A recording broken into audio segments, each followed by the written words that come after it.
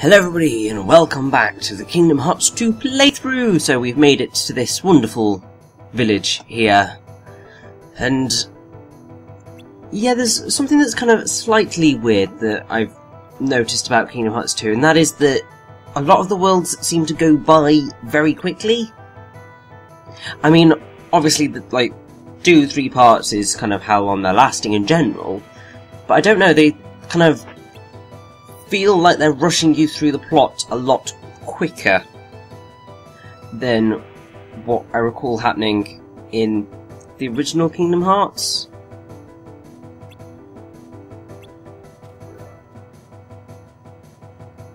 It's a bit weird.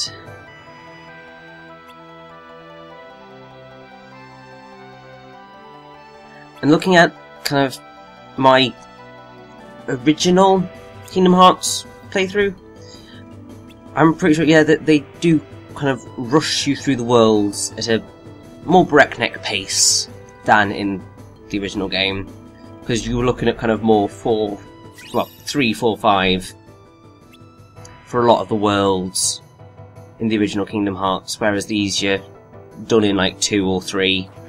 But then there is second visits, which you do later on. So, I suppose that's kind of how they made up for it.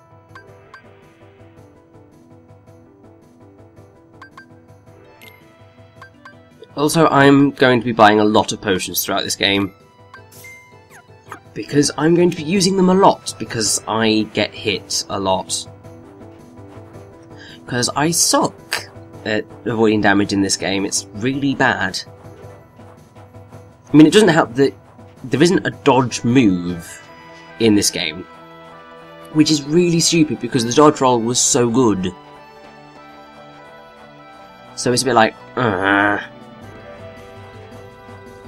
also, something else that you'll come to realise very quickly about Kingdom Hearts 2 is that there's a lot of big open spaces with not a lot actually happening in them.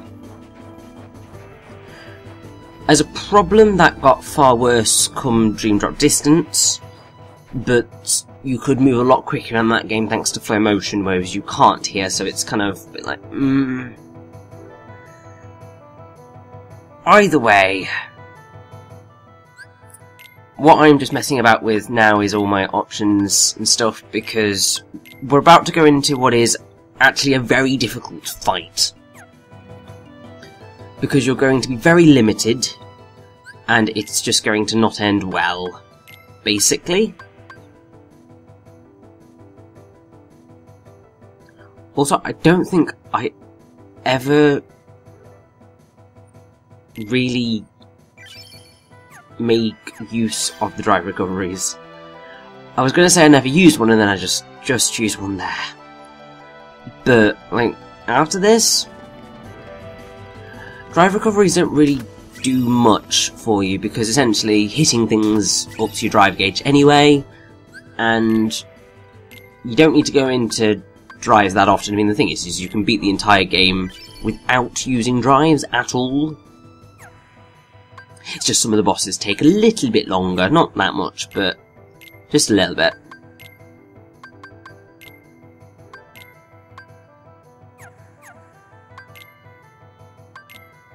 Also, I'm hardly ever going to upgrade Donald and Goofy, because they also don't really do a whole lot.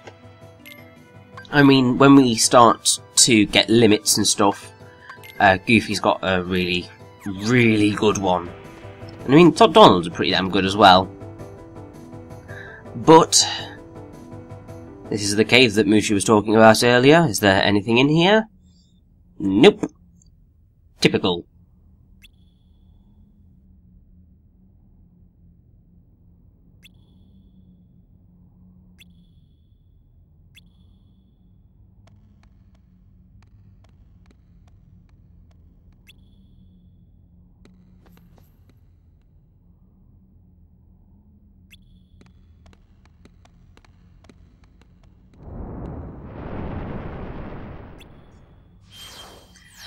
And so,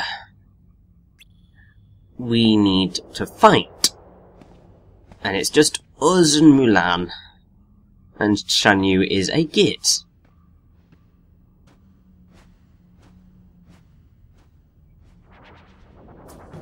So, we are faced with an assault rider here. Obviously, this is slightly frustrating because you can't use Valor Form because you don't have Goofy. And they're not the easiest of blighters to defeat. Not by a long shot, especially this early on in the game, as I've been saying. Now, Fire is a sort of decent spell to be using at this point because it kind of does that thing where it goes around you. I have to say, Fire feels worse than it did in the original game where it kind of was a projectile. I mean, it certainly has its uses, but I've always struggled using Fire in this game. It's not great.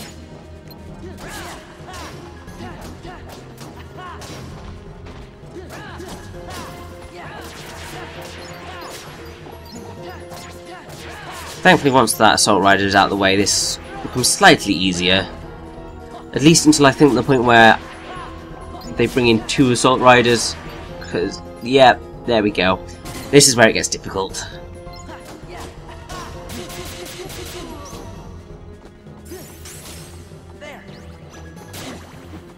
You see, this is why I bring potions with me. At least until we get Cure. I mean, even when we get Cure, potions are a godsend, really.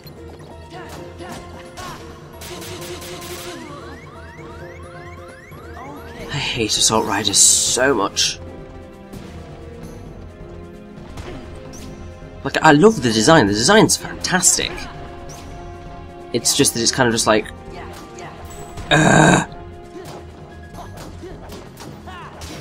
Like, I think in the next world, there aren't really any enemies that are a pain to defeat.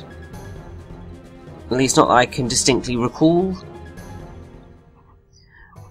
And there aren't that many kind of really nasty enemies in the game, but there are a few, and they can hit really nastily. So it's kind of mean that there's so much kind of surprise difficulty that happens in the Land of Dragons that just weren't expecting.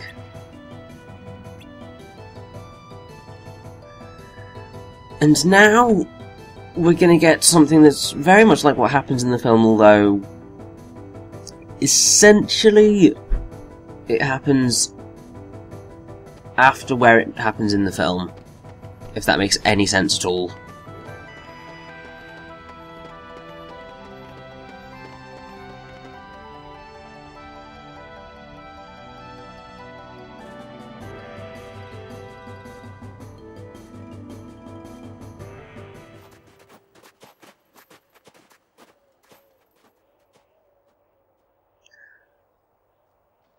The village has been completely destroyed.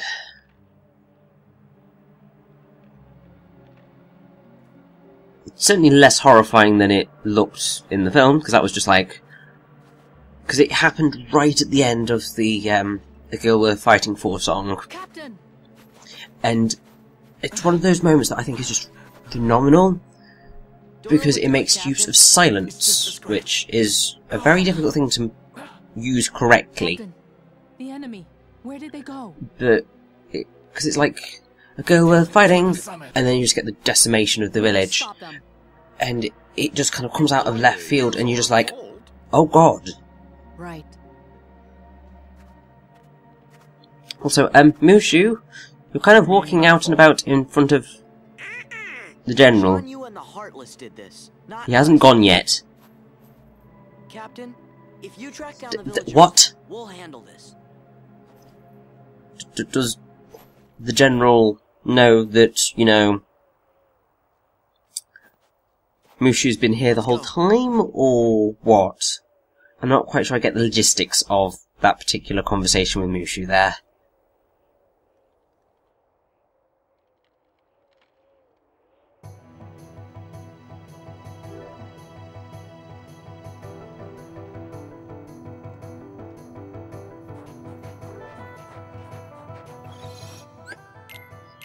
Either way, we are about to get to well, it's probably one of the best scenes in the in the film of Mulan. It's the summit scene. It's amazing. I really do like Mulan. It's a great film.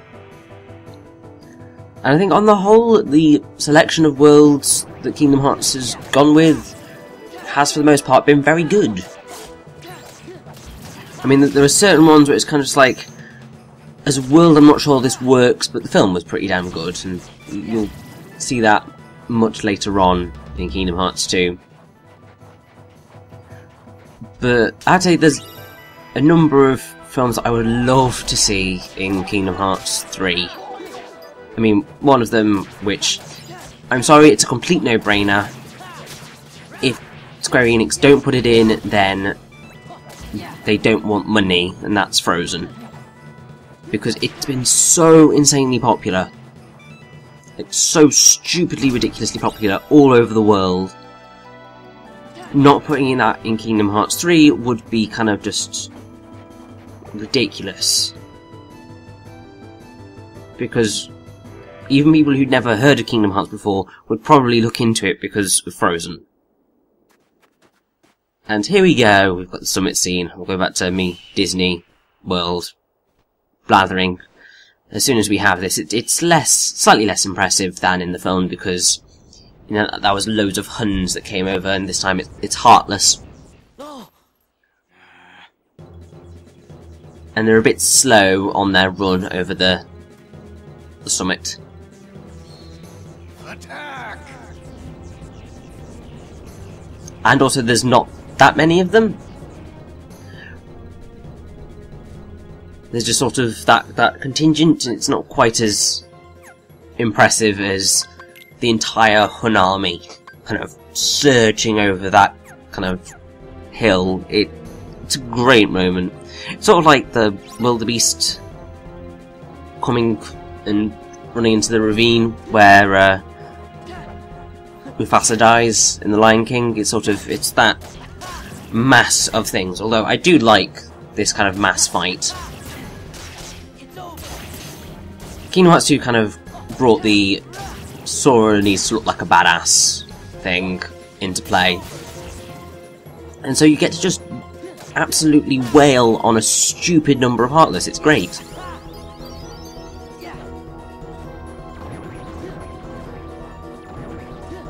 They do kind of numerous things like this in Birth by Sleep, although I think it's slightly less fun in Birth by Sleep because it's jellyfish, and I think merely touching the jellyfish hurts. Whereas here, just them kind of glancing by you or you accidentally running into them doesn't hurt you. It's more the them actually attacking you that does that.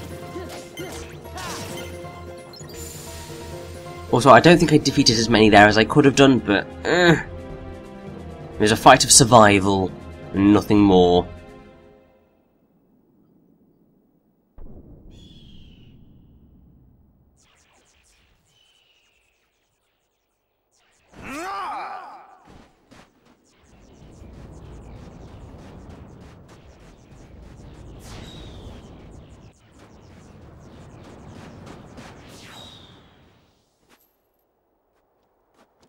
Stand back. We'll handle this.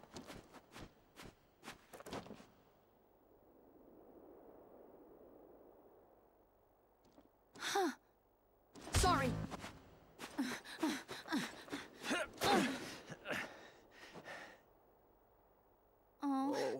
Flint. Huh? Flint, I need some. Wait a second. Oh, you're going the wrong way.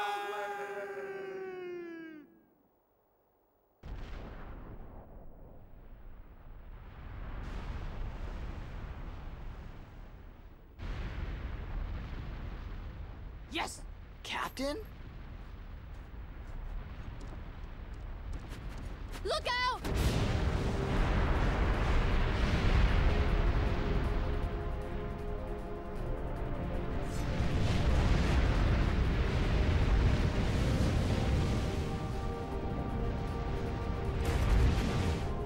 Run for it!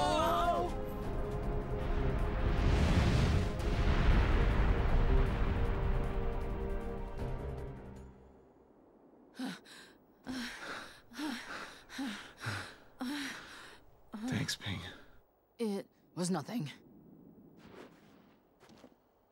I should never have doubted you. From now on, you have my trust. Thank you, Captain. Man, first she uses me as a lighter, then she turns me into a cannonball. The head ancestor's gonna hear about this. You know, that's it. I give up. I can't take this no more. Come on, Mulan. Let's quit this charade and go home, girl. Mushu. What? Mulan? A woman? It can't be. Ping! Captain! Oh, boy, you're okay. You all knew, didn't you? You knew Ping was really a woman in disguise. Bull. I can't believe you lied to me. The punishment for high treason and dishonoring the army is death. Get out of my sight. Now. You're all dismissed. But, Captain... My debt is repaid.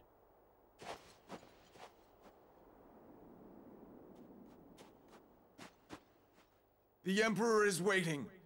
Move out!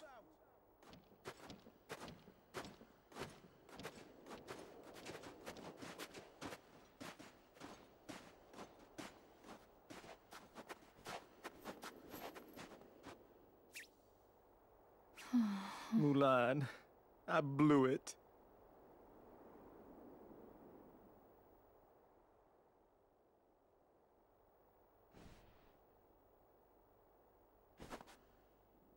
Thank you, everyone. Sorry I got you in trouble. It's no big deal. So, Ping... Mulan... What are you gonna do now? Go back home. You know your daddy's gonna be steamed as a chicken dumpling.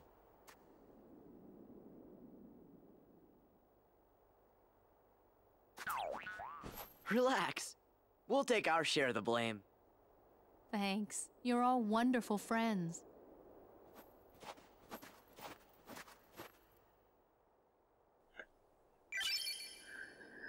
And so, Ping has turned into Mulan, and Mulan is actually so much better than Ping, because you get to use limits and all sorts. It's brilliant. Now, something that I'm going to bring up now is one of my problems with Kingdom Hearts 2 is that you have cutscenes like that where there's lots of drama happening, and there's no music, for the most part. And it kind of saps the energy. And it happens quite a lot throughout this game. And it's something that I think Kingdom Hearts needs to improve on quite a lot. Because music is very important at creating the mood for what's happening. And while silence is something that you need to use sometimes, it's better used when you've had kind of a lot of sound going on to kind of, when the silence happens, you are completely focused on the drama. But it can also lead to things feeling flat if it's not used correctly. And that's what happens to so many of the stories in the Disney world in Kingdom Hearts 2. They just kind of fall flat in comparison to the original films because there's a lack of kind of atmosphere when it comes to music.